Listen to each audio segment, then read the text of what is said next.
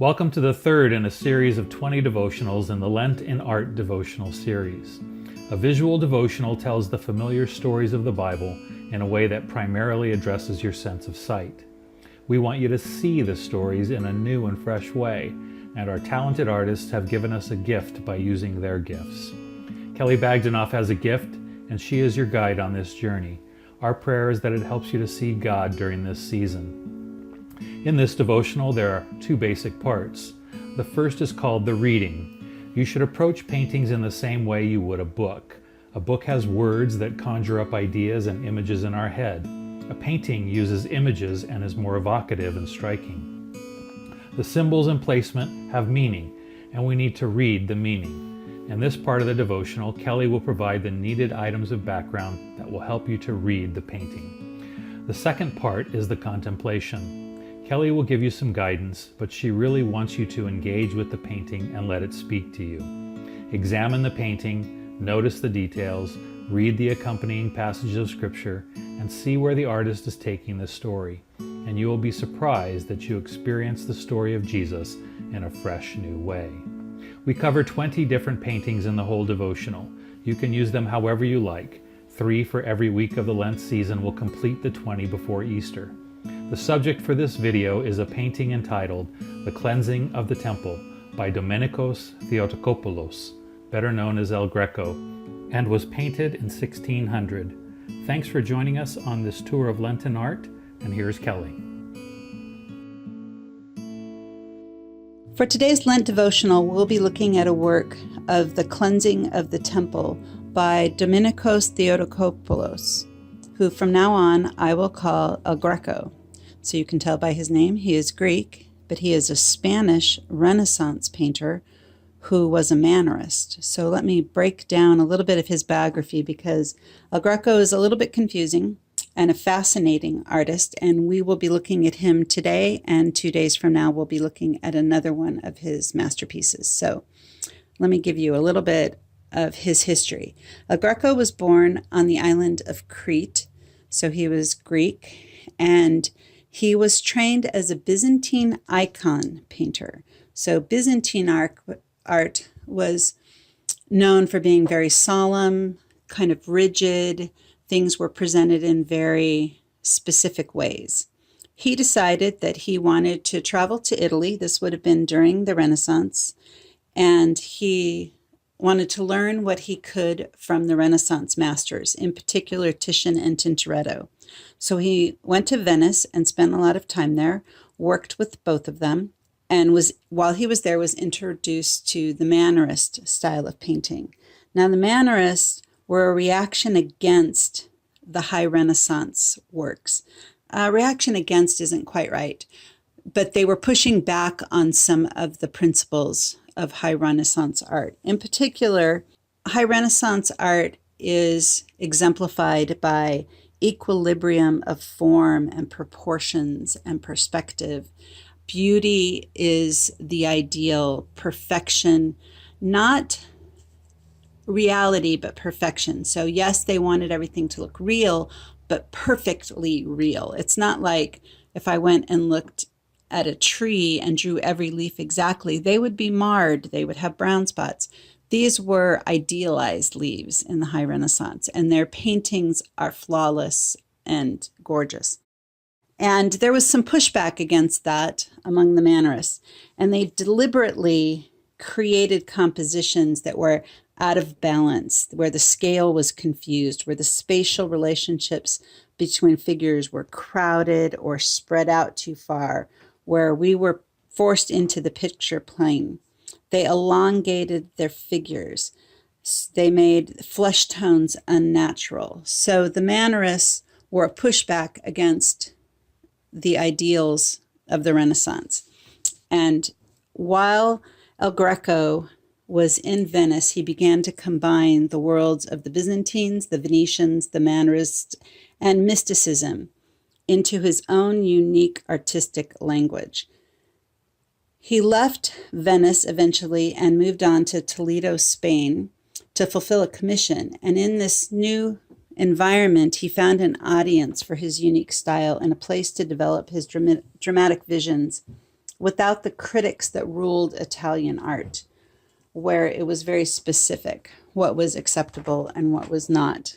After he died, Baroque had come fully into being, and the Baroque movement is what we see in our Van Dyck painting. And as the Baroque movement rose in popularity, El Greco's works were seen as very strange, and he kind of sank into obscurity. When most people see an El Greco, they don't place him time-wise with the great Renaissance painters. The painting we're looking at today was painted in 1600, but you would think it was painted hundreds of years later because it looks very modern. He boldly rejected the naturalism. There were Mannerist painters before him, but they didn't take it as far as El Greco did. His works appear to have just been pulled right out of time, and to remind us that art history is not a straight line, that at every time in the history of art, there have been outliers who experimented more than their contemporaries and who were disruptors in the art world and pushed certain things. But El Greco basically fell into obscurity for nearly 300 years until he was brought back to the forefront of the art world by the likes of Manet, Cézanne, Picasso, Jackson Pollock. The modern artists saw in him a kindred spirit, and they traveled to see his works and brought him back to the attention of the public. He's a Renaissance painter with a very modern feel. El Greco deformed the shapes of both his buildings and his figures on purpose with a theological goal. He wanted the viewer to escape realism, and in doing that, he felt you could find a gateway to the divine. Now, this work, The Cleansing of the Temple, he did 4 different times that we know of. There might be more, not everything he signed, and so not in recent years we keep finding new pieces that are being attributed to El Greco, but we know of at least 4 works on this theme. The Cleansing of the Temple was a very popular theme in this period with both Protestant and Catholic artists. Remember, we're just moving out of the Reformation, the Counter-Reformation, a lot of reforms going on within the Catholic Church. The idea of cleansing the temple and purging the excesses and coming back to the core of what Christianity is was popular across the board during this time. So paintings of this to be put in churches was a theme that resonated with many audiences at the time. The Catholics had responded with the Counter-Reformation and the Council of Trent, and El Greco was Catholic. And the council reaffirmed some of the key doctrines, but they also began to reevaluate a lot of practices and to purge those. And as Christ drives the money changers out of the temple, we see that money, power, politics is at the root of the problem that Christ is addressing and that the Catholic Church is addressing in El Greco's age. And so El Greco has placed this scene not in the ancient temple of Jerusalem, but in a Renaissance palace. And he did this quite intentionally. He was moving the story into his own social setting. The message that he was giving was that every new generation of believers has to ponder how the influence of power, money, and politics might be distorting the gospel and negatively impacting the health of the church. So it raises the issue of, if El Greco were alive today, where would he have painted this scene? Where would he have set Christ purging the temple? It's not a mistake that he has painted him. He knows that this Renaissance palace is not what the temple looked like. He's making a point. When we look at the painting, Christ is the hub of the work, and everything else is rotating right around him. He's obviously right in the center. There's a lot of movement. He's got one arm raised, one down. He's holding the whip of cords. And that arm that he has in the air is the arm of punishment and judgment, and the other hand is down, kind of comforting the apostles who are on the other side of the painting. The painting is divided in half. And on the left-hand side of the painting, we see the den of thieves, the money changers in the temple that he is driving out. And they are seen in various states of cringing, trying to escape. There's a lot of movement going on and a lot of almost to the point of terror on their faces. And then if you look on the right side of the painting, you see the disciples. There's John, the beloved disciple. He's the one dressed in white with a hand to his chest. He's always presented as the youngest disciple when you look at a painting. We see Peter is the one kneeling in the very foreground of the painting. And interestingly, Peter, again, this is not because El Greco wasn't capable of scale. He was very capable, but he is painted. Peter's huge. If Peter stood up, he would be bigger than everyone else in the painting. He's not to scale, but he's the one in the front. And he and all the disciples are watching the action very closely, but not with the terror of the people on the left-hand side of the painting. Christ in the center is the only figure in red. It's a very voluptuous kind of figures. All of them are large and solid and painted with a religious intensity. El Greco's paintings can almost sometimes make it look as if the people are swirling into transforming into spirit. We have some of that in this painting with the Christ figure, as if he's not completely connected to the ground, if you look at that. Now, you will notice when you look at this that there's no animals in this picture, which in the stories there are. El Greco was not trying to make an exact, biblically accurate picture. He was looking to make spiritual points. He believed otherworldly imagery was a better aid to spiritual understanding and faith than realism and an exact representation. He wanted to move your spirit into the divine story. He wasn't as worried about factual accuracy. So we have the lack of animals. It's been suggested that some of the reasons that he hasn't included them, and we have to understand that most of these Renaissance painters actually had a theologian who was working alongside them and informing them as they went along of theological points and doctrinal arguments so that the paintings could include those in them. This particularly works that were destined to be displayed in churches. Some have postulated that the animals not being there is because animal sacrifices will no longer be needed.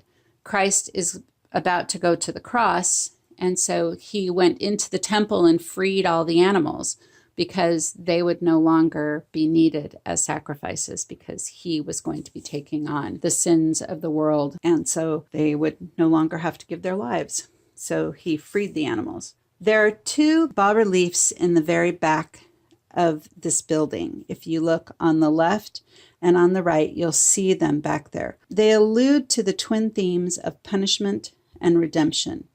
The one on the left is the expulsion from paradise, which echoes the theme of punishment in the painting, which is very obvious in this one. The one on the right is the sacrifice of Abraham's son.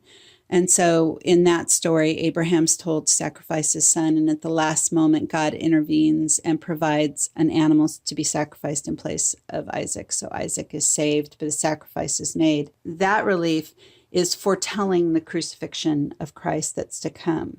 Now, as we examine this painting and we move into our time of contemplation and devotion, I just want you to consider the idea of purging. And so I'm going to read us the verses that this comes from, Mark 11, and then I'm going to read Psalm 139:23 and use that to couch our devotional time in that verse. So here's Mark. On reaching Jerusalem, Jesus entered the temple courts and began driving out those who were buying and selling there. He overturned the tables of the money changers and the benches of those selling doves, and would not allow anyone to carry merchandise through the temple courts. And as he taught them, he said, "Is it not written, 'My house will be called a house of prayer for all nations,' but you have made it a den of robbers." The chief priests and the teachers of the law heard this and began looking for a way to kill him, for they feared him because the whole crowd was amazed at his teaching. And when evening came, Jesus and his disciples went out of the city. As we consider the painting and move into a time of contemplation, I think it's important to remember that as believers, we don't completely fit into any one of the categories of people in the painting. Sometimes we're with the den of thieves, sometimes we're with Pharisees and Sadducees, sometimes we're the disciples. And so I want to walk through this time considering the perspectives that are present in the painting, and to be guided during this time by Psalm 139 that says, "Search me, O God, and know my heart. Test me and know my anxious thoughts. See if there be any hurtful way in me." Lord, We come before you asking you to search our hearts, our minds, our thought patterns, some of them so ingrained we don't recognize that they're contrary to you and your message. We ask that you give us clarity and wisdom.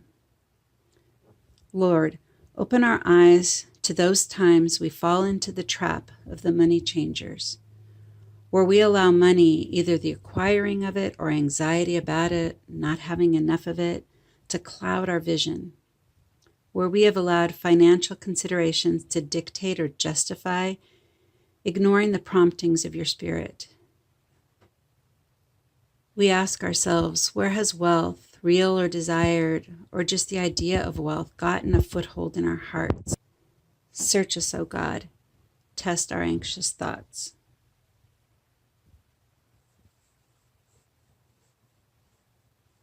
Lord, open our eyes to those qualities in us that echo the Pharisees and Sadducees, those leaders either in the church, government, our circle of friends, who can look down on the actions of the money changers and yet profit from those actions. Where do we hold positions of influence? Perhaps in our families, with our friends, in our churches, on social media pages. How do we show up in those places, and how do we let protecting our positions of influence drive our decisions?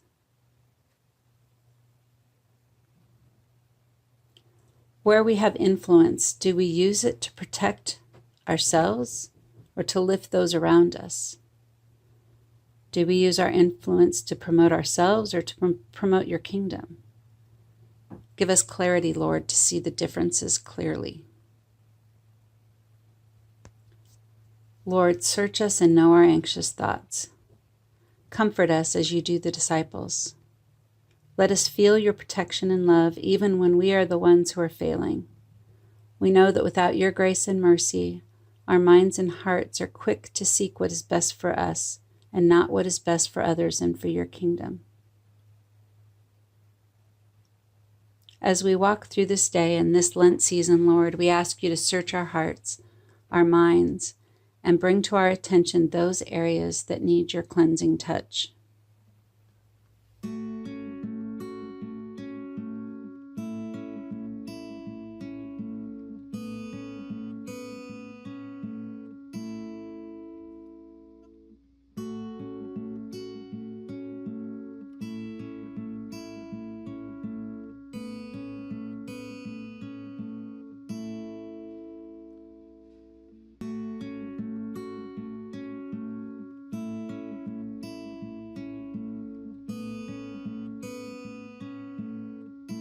I love you, Baba.